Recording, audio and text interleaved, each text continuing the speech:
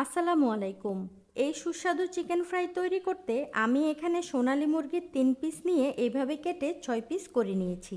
এইবার এতে একে একে দিয়ে দিব হাফ টেবিল চামচ আদা রসুন বাটা, হাফ টেবিল চামচ লাল মরিচের গুঁড়া, হাফ চা চামচ কালো গোলমরিচের গুঁড়া, 1 চা চামচ গরম মশলার গুঁড়া, হাফ টেবিল চামচ সয়া সস, 1 টেবিল চামচ টমেটো সস, হাফ টেবিল চামচ ওয়েস্টার সস, স্বাদমতো লবণ ও টেস্টিং সল্ট এবং হাফ টেবিল চামচ লেবুর রসে ব্যালেন্স আনতে সামান্য চিনি দিব।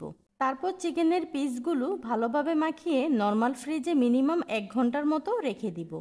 অন্যদিকে এর অসাধারণ ব্যাটার তৈরির জন্য একটি বলে নিচ্ছি 1.5 কাপ বেসন, হাফ কাপ ময়দা, 1/4 কাপ কর্নফ্লাওয়ার এবং হাফ চা চামচ বেকিং সোডা। এইবার মশলার মধ্যে দিচ্ছি হাফ টেবিল চামচ হলুদের গুঁড়া, লাল মরিচের গুঁড়া, ভাজা জিরার গুঁড়া এবং গরম মশলার গুঁড়া। তারপর স্বাদমতো লবণ ও টেস্টিং সল্ট দিয়ে ড্রাই ইনগ্রিডিয়েন্টসগুলো ভালোভাবে মিশিয়ে নিব।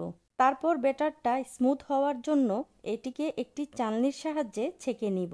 আমার ছাঁকা শেষ। এইবার এটিতে 2 টেবিল চামচ আদা রসুন বাটা ও সামান্য জর্দার রং দিব। তারপর অল্প অল্প করে রুম টেম্পারেচারের পানি মিশাতে থাকবো আর নাড়তে থাকবো এইরকম টেক্সচারের ব্যাটার পাওয়ার আগ পর্যন্ত। 1 ঘন্টা পর ফ্রিজ থেকে চিকেন নামিয়ে ব্যাটারে ভালোভাবে কোট করে মিডিয়াম হিটে এক পাশ 3 মিনিট করে মোট 6 থেকে 7 মিনিট ভেজে নেব। এইভাবে ভাজলে উপর দিয়ে ক্রিস্পি থাকবে এবং ভেতর দিয়ে সফট ও জুসি হবে। এই চিকেন ফ্রাইয়ের সাথে ফ্রাইড রাইস না থাকলেও এটি শুধুমাত্র পেঁয়াজ ও কাঁচামরিচ দিয়ে খেতেও দারুণ লাগে। শীঘ্রই নতুন কোনো রেসিপি নিয়ে আবার হাজির হব। আল্লাহ হাফেজ।